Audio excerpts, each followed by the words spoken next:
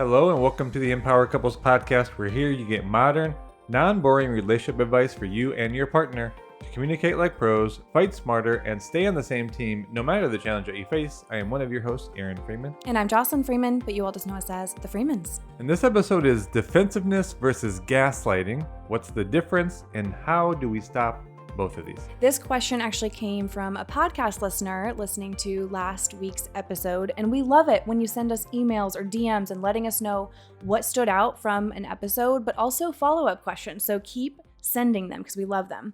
And we're going to make this very clear how to distinguish both of these in a relationship and what to do instead of getting caught up in this quote unquote like therapy speak, which can easily escalate things in a conversation. Mm-hmm. Because here's the thing, right? If we are building a life with someone, we live together, we're around each other, we have a lot of responsibilities, there are going to be times when you're communicating where you don't feel united, you aren't feeling understood, and we need to be able to keep those conversations productive. And both of these, both defensiveness and gaslighting, they create disconnection. They can even create wounds in a relationship that feel really difficult to heal. And so we need to realize that both of these are counterproductive to communication and to connection. But we also all have protective mechanisms, right? Both of these fall under protective, and there are different levels for sure. But we need to realize that in this intimate relationship, we want to create security and safety so that we don't feel like we have to protect ourselves emotionally against our partner. In our experience, and I want to start with this kind of context, little one-off events we call blips. And it's a way to what we also call bounce back more quickly from tensions, from upsets, from the start of conflict cycles where you could say, hey, this is just a blip, communication was off, we misunderstood something, and recover from that more quickly. But it's really the daily patterns and the recurrence of those patterns that do most of the damage for average couples. Mm-hmm. You could even say that you could have these little one-off blips, but then it's your response to the blips that's actually the pattern, which is maybe getting defensive over and over again to these small things. And that really is the thing that does more damage. And lots of research shows that that is more damaging over the long term than the kind of one-off, less frequent external stressors that you're going to face. Mm-hmm. So we really want to get down to the patterns of defensiveness and or gaslighting. Mm-hmm.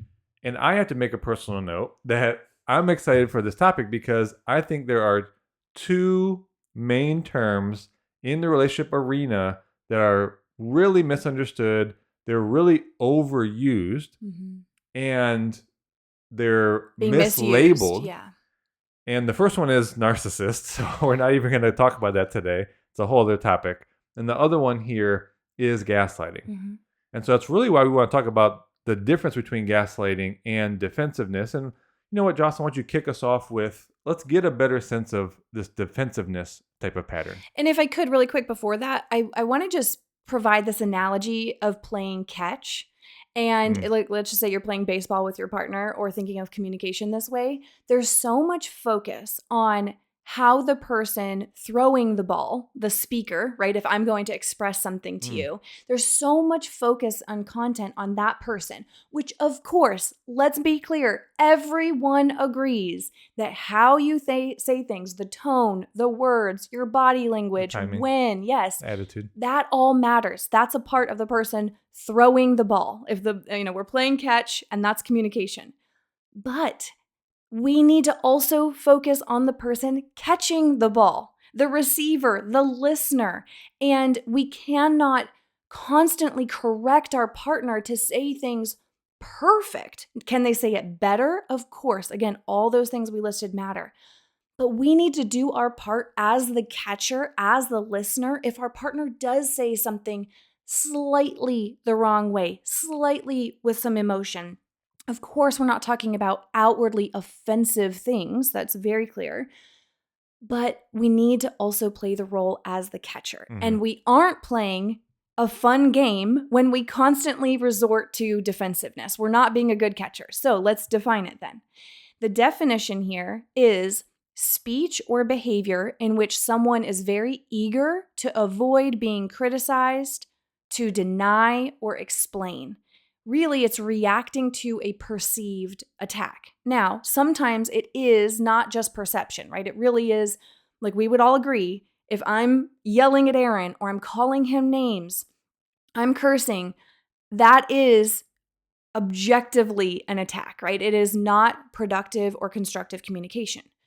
What happens is that in relationships, sometimes we go to express our feelings or how something landed for us, our experience in a situation, and that to the other person feels offensive, feels like an attack. And so much of it has to do with feeling misperceived. Do you want to talk more about that misperception there? If you think about these two terms, let me do the sports analogy.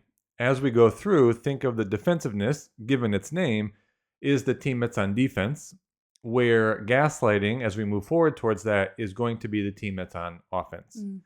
So if you think about it from that perspective, then yes, to your point, there's going to be some times in which it's the swapping between offense and defense that happens so quickly. And that's where we can really create this other dynamic of labeling or therapy speak that then feels like an additional attack. So there are obvious times, like you said, where we feel the impulse to defend ourselves. And to me, this defensive stance is that I'm trying to correct what I feel is a mislabel or misperception of myself. Yeah. Again, that might come from the speaker saying like a criticism, but the defensiveness is, hey, I know myself or I see myself, the self-perception in a certain way, and this communication is landing on me in such a way where there's a misperception I feel I have to correct because that's not how I see myself. The dynamics of these two as we get into this, it makes it complicated. But if we were trying to keep it more simple, really think of defensiveness as that kind of posture. You know what? This is where it gets so nuanced, because even when you said like if we're feeling criticized, and this is where couples like stop communicating, because let's say I go to share my feelings, even something like, I don't feel like a priority to you right now. I feel like I'm unimportant, right? That's me. So I'm expressing my feelings. I'm doing it the best I can. Is it perfect? No, because I'm a human being with feelings. So again, we have to have some of that grace, that wiggle room for our partner. But that is not overtly a criticism. But in this defensiveness, so often we are reacting to what we are making it mean. So your partner says something to you, and anyone else listening or watching could be like, oh, okay, they're just expressing, a feeling, a disappointment, a frustration. But the receiver, you, the person getting defensive, you're reacting to what it means to you. We internalize it. We translate it. It goes through our computer. Oh, they're really saying it's not good enough, or that I don't care, or they don't respect me, or they think it's my fault. I can never do enough. They don't trust me. You're translating something, right? So we have to realize that a lot of times our partner, and there's obviously exceptions to this, again, if they're outwardly saying something, they are calling you a name, they're yelling, they are, prescribing something on you, that's different. But if I'm expressing my experience, my feelings in a situation, which is subjective, you guys, relationships are subjective experiences in a moment, that isn't necessarily a criticism just because you're internalizing it that way. And of course, this is so nuanced and in particular situations. So that's where, getting a third party input, if you really feel like you get stuck in these tangos there. I think probably for some of the men's perspective, the criticism part, this is it's such a common Sticking thing, point. a sticky point, because if we were all better at just sharing from this very simple I perspective, this is my experience, this is how I'm perceiving this. But most people are reactive in their communication. And then so even from a defensive standpoint, I'm then deflecting the blame onto my partner. Mm-hmm. So that's where the defensive almost turns around, and the deflection part turns it into an attack. Or even if I'm bringing something up, most people are not saying, hey, I really want to talk through this. The way you said or did that is having me feel this way. We mostly try to go in and we're saying, I don't like how you did that and you need to change it. Right. Mm-hmm. So, yes to your point, and yes to just from the speaker's perspective, you got to share more from your perspective, not make this thing into an actual criticism, which is saying, hey, this, I'm feeling this because of you and you need to correct this. I mean, it's just going to be a recipe for a conflict cycle. For sure. Yeah, it's about being responsible as the speaker for how we share things. Absolutely. We're doing our best, right? And we even had this exchange in the car yesterday driving to see our friends. And could I have said it 20% better? Sure, right? I could have spoken even more flawlessly and objectively, but I'm a human being, so I had a twinge of feeling some emotion in it. It wasn't overtly offensive, it wasn't overtly a criticism.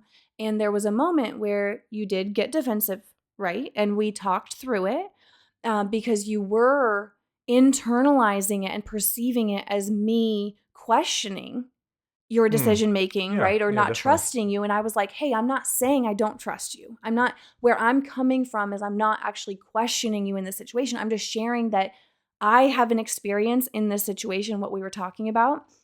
And I just want my experience to be understood in this.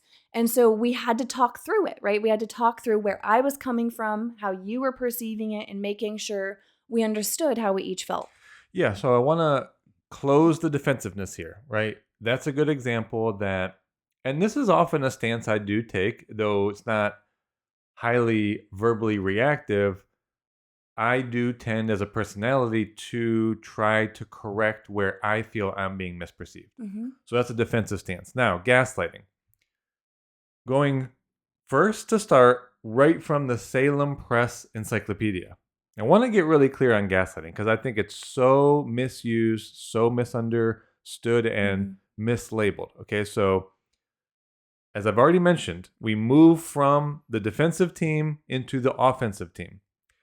Gaslighting is a manipulative maneuver used to deceive people into questioning their perception of reality.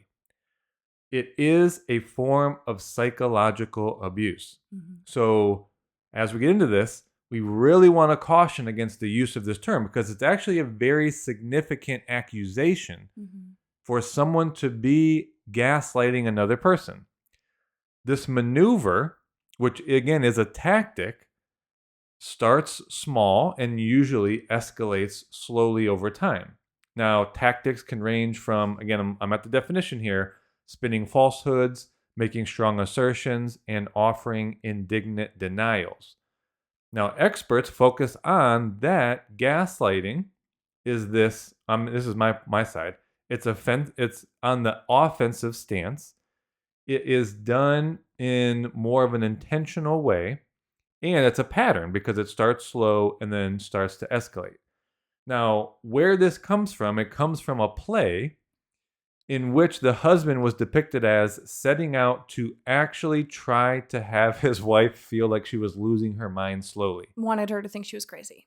Yes, he wanted his wife to feel like she was crazy. So what he did in the play was he started to dim the gaslight lamps in their house. Obviously, this is an old movie. We don't have gaslights anymore. So when she was saying, oh, there's something happening to the light in here, it's like, no, there's not. So he intentionally was dimming the gaslights and was denying that when she brought it up, that was actually happening. So that's a good way just to think of the pattern, again, the pattern, an offensive tactic of manipulating someone. And the last thing I'll add here, it's usually done to gain control over another person. So yes, this is going to sound strong, but the terms are the victim of gaslighting and the perpetrator. So I'm setting out intentionally because I want to gain control over you.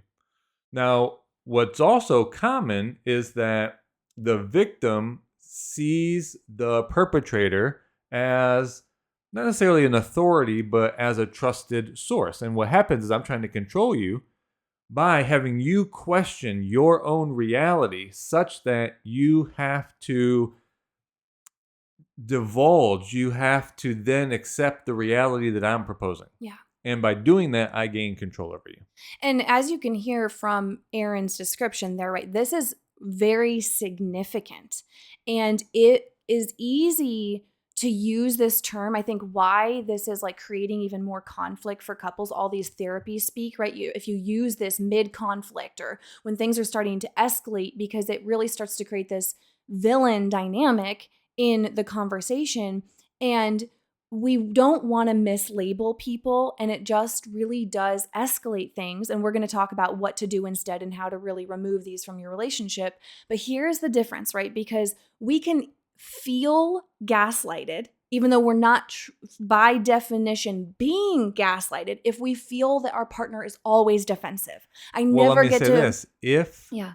you feel that your experience is being invalidated Yeah. by their defensiveness, Yes, this is exactly. where we want to draw this line. Yeah. You got to get rid of that my partner is gaslighting me. If in an exchange, your partner gets defensive and you feel as if that invalidates your reality or experience, Mhm. that doesn't mean they're gaslighting you. Yeah. So there is a big difference. The feeling of my feelings being invalidated versus a partner setting out to deny Mhm. another person's reality. Which, if you truly feel that is happening, right? And we're going to reiterate this too, but we just want to make it clear because we know this is a hot button. If you truly feel there is a pattern of your partner using these manipulative tactics, you need to see someone, right? You need to talk to an expert to help you navigate this, because as Aaron defined it, this is not only manipulative, but it is abusive and unhealthy. So here's the thing again, because we know defensiveness can feel like we're being, our reality, our perception is being invalidated, right? Different than our partner truly trying to deny our reality. There you go. So there's subtle differences in the words. These are just some quick examples. Defensiveness would sound more like, well, that's not how I remember it, right? Because you're also going to remember situations differently. This is proven in so much research of just how biased our memories are. Whereas gaslighting will sound more like, that is not what happened, you're crazy. So there's not only, I'm trying to tell you that your memory is completely false, but I'm also going to kind of give you this label of you being crazy. Another example, defensiveness would sound more like, I didn't mean it that way, right? Okay, like, what the heck? Why are you seeing it such a negative way? Gaslighting is going to sound more like, it's ridiculous that you're even upset about this. It was nothing. Right? So you can tell like the tone and the words from defensiveness to gaslighting are just coming from different places, as Aaron described it. I think that defensiveness versus offensive. And gaslighting is really trying to diminish someone. I don't just disagree with you, which is where defensiveness can so often come from. I'm actually trying to diminish you and make you feel smaller and question yourself. Those are different intentions.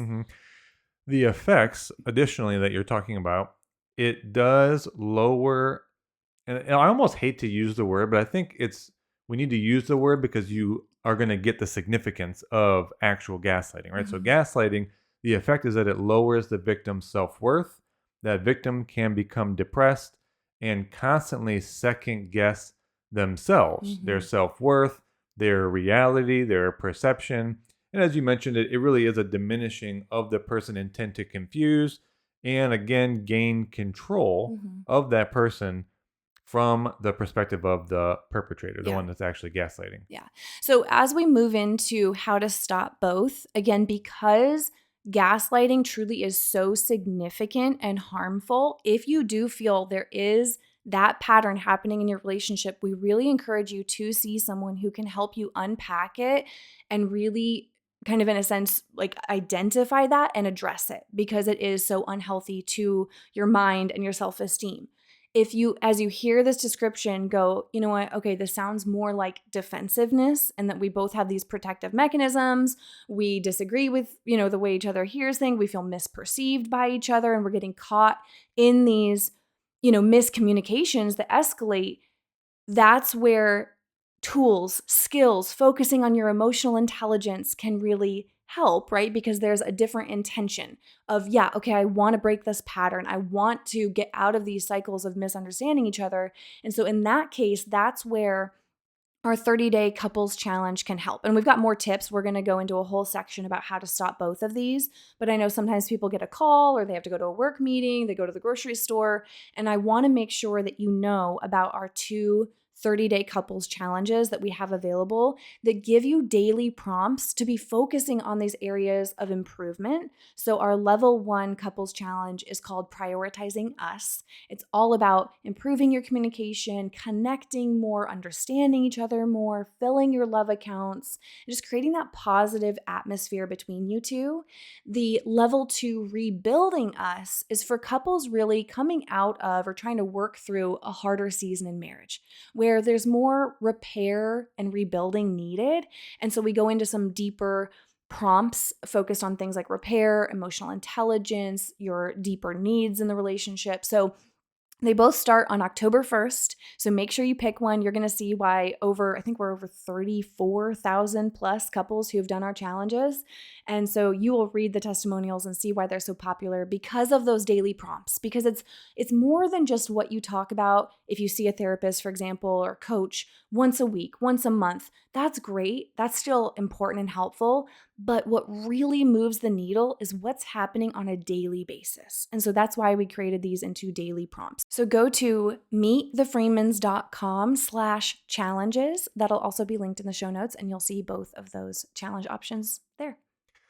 So let's close this out by giving you a few things to do to stop both defensiveness and if actual gaslighting is happening. These are going to erode your relationship. Gaslighting, probably faster. Defensiveness is something that we see build up over time. It becomes a pattern, becomes a stance that, again, does erode your connection.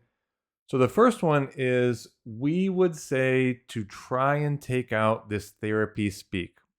In other arenas, it's called labeling. We just take that out right now of your conversations. You don't need to self-assess or coach or Diagnose your label partner. or diagnose your partner. The thing that we see happen the most is someone brings up something in the defensive stance of, I'll call partner two, then they can go on the offensive. Now, if this is basketball, it is like the offense is coming towards the defense, there's a turnover, and you go back on offense really quickly, right? So I get defensive, and for many people, their defensive Tactic is then to label Mm. you're gaslighting me. Mm-hmm. This is only going to escalate the conversation. Yeah. I promise you. To label someone like that, they're gaslighting you, which my guess is probably not happening. It is you're labeling them as defensive. They may have brought up something that they're upset by, that they like to talk through, and that is not denying, that's not intentionally denying your reality and trying to gain control over you psychologically. That's not what's happening here. So please do take out these labels like you're gaslighting me and keep your conversation focused on, I know this is so simple, but just sharing with I statements. Hey, this is how this experience impacted me. I feel this way. You can make requests, which is proactive assertive communication, what I'd really like for us to do more of, or what I'm really requesting, the agreement I'd like to make. All of these are a way to talk through more, sensitive issues without really turning the gaslighting label into an attack. I think too, in those moments, like your partner's defensiveness, again, it can feel, especially if they double down on it, it can feel very offensive and uncomfortable and threatening. And so there may be times where you do need to express a boundary, right? And so if they are not being receptive to you and things are getting unproductive, you can say, hey, I am not feeling very heard in this conversation. I don't feel this is productive. I'm not feeling validated. So I think we should call a pause. Let's both cool off and let's come back to this. And again, if you do feel you are being gaslighted, because I don't want you to misinterpret Aaron as he's describing that, is that some of you might be being gaslighted from that description. So talk to someone. We're advising that. That's very important to do. But if you hear this definition and you're like, okay, it's not to that extent, it falls in the defensiveness category, then let's not bring labels into the conversation, which quickly make us feel villainized. It escalates things, it's unproductive. So let's start expressing our feelings, our experience, our boundaries, our needs, and take turns being the speaker and the listener. Like, that's using the sports analogies again, like that's taking turns, throwing the ball, catching the ball. And then with that, if you can keep things from being escalated, like Aaron and I were in the car last night, and had we resorted to like, you're doing this to me and you this, it could have escalated into an intense fight, etc. But we were able to just navigate through it in a few minutes and then go spend time with our friends and not have this in the background. And it's because, here's the next thing, we get curious. We dig deeper to understand why the other person perceives things that way, why it landed for them that way. Just listening. Validation, by the way, doesn't always mean agreement, right? Like me validating you doesn't necessarily mean like, you're right. Yeah, that was so rude of me and I'm so wrong for that. And like, that's not the extent that you have to go to. It can be as simple as like, hey, I hear you. I understand that landed harshly for you, and I apologize, about my tone, and just as simple as like, I hear you. And because what we need to realize is that sometimes the most productive thing in that moment is just to hear them, just to say, I hear you. I'm sorry, babe. I love you. I'm going to reflect on this. And then you can go think about it later and really say, maybe is this a pattern showing up for me that I do need to work on? Like, just take into consideration what they're saying and understand them, right? So remember that about validation. And when you two just hear each other out and you're not so focused on agreement or blame or who's wrong in the situation, and you just focus on safety and feeling understood. And that's what connection is. That's what an intimate relationship is really about. And to tie these last 2 points together, also focus on the personal work of raising your own self-worth, your self-identity, your self-esteem, and realize that your experience or your perception is legitimate. Now, that's coming right from the definition of gaslighting, right? Because it has the effect of diminishing someone's self-worth, and you start to even question yourself. Someone that has high self-esteem, high self-worth, isn't going to fall under these manipulative tactics. It's like, hey, I know what my experience was. I'm here just trying to share it with you. If you're going to get defensive, then I can do a better job of pausing, just making the clear requests that I need to make. And I don't need to come from this place where I feel like I'm confused and questioning myself. So I think there's a lot to say about that. And then my last part, in alignment with that, which could be a whole other topic, which we have definitely mentioned, it's also the personal work of looking at your own integrity in your own life. Now, this speaks a little bit more to the defensiveness. There really isn't any place or reason that I would need to get defensive if I'm living my life in such a way that it's in integrity. Now, we have done another episode where we talk about the sort of areas of integrity. It's about your word. It's about the things I promised. If I'm following through on the things I've said I'm going to do, if my life is congruent, if my actions are congruent to who I say I am and to the commitments and to the values that I say my life is about, then even if someone Questions or seemingly is questioning me or criticizing me, I'm going to be coming from a stance of, well, let me check that out. I'm in integrity to everything I've promised to do. My actions are really aligned. And even if that has an impact on a partner, I'm in a place where I can listen to that impact. Yeah. I could be responsible for how my actions unintentionally led to that. but I don't need to get defensive because I know the attitude and the state, the stance, the commitment that I was coming from when I acted in that manner. Yeah. I think a lot of defensiveness from partners comes from that you're not actually in integrity in your life and you know it subconsciously. So you defend rather than admit that you haven't been following through or being a person of your word. And that goes to a lot of psychological principles. I didn't want to necessarily reference, but Robert Cialdini, his book Influence, he talks a lot about all of us need to feel for ourselves that we aren't flaky, shaky people, that we are people of integrity, and that we are pretty straightforward in our behaviors. We're not wobbly people, if you will. And when someone questions you, you either feel wobbly because you know you haven't been following through, or someone makes a statement and you know you're in integrity. What am I going to defend against? Yeah. I think that's going to hit so many people, and that's huge. And remember that integrity isn't just the surface level. You do the thing. You say you're going to take out the trash, you take out the trash. You say you're going to pay a bill, you pay the bill. That's absolutely a part of it. But integrity also in terms of how we say we're going to show up in our attitude, in our energy towards each other. That's so often what we take personally from each other is how you said that to me. That felt sharp. That felt harsh the way you said that.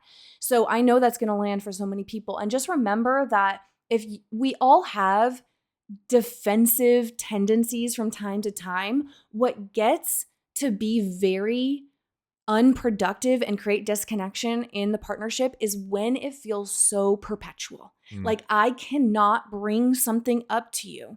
I cannot, I have to be flawless. This is what we hear from partners so often. I have to be flawless in how I say it to you. And even then you still might internalize it as me saying it's not good enough, or I don't trust you, or I'm questioning you.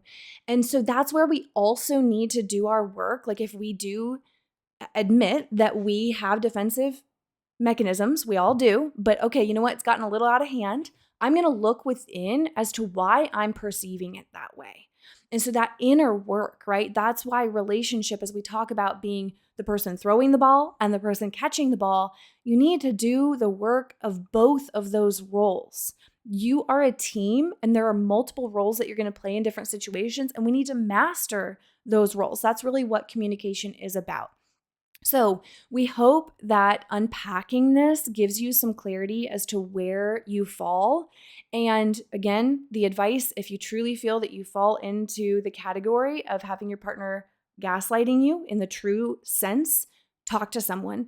If you feel that from the description, it's your defensive mechanisms, you both have a good heart, you're not trying to deceive or manipulate each other, then continue to work at your communication in those two roles. And again, our couples challenges can help you with that, with the daily prompts and really creating that positive atmosphere between you. So make sure you go to meetthefreemans.com/challenges to join either the level 1 or level 2. But we hope that you break these patterns, that you hear each other out, that you create that safety between each other so that you can communicate and you can feel connected. So send us some notes if this was helpful and any follow-up questions. If you're new here, make sure you hit the subscribe button so you can hear past and future episodes. But we're so glad you were here, and we will talk to you on the next episode.